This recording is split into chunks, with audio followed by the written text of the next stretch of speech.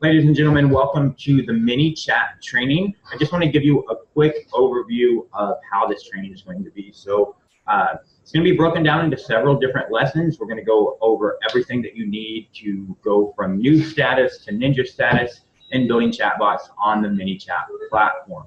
All right, in your first module, we're going to cover all the basics. We're just going to kind of go over a brief overview of all the basics, and then we're going to get down into an in-depth look inside the ManyChat platform, all the features and functionalities that you have available to you. Then we're going to go through each and every one of those features, how you set it up, how you use it, and then at the end we'll go through some use cases of different things that you can actually do in your chatbots and some advanced automations that you can actually set up. By the time that you're done with the training, you should be a master of chatbots and won't need any help. You'll be able to set up everything that you need for your own chatbots. All right.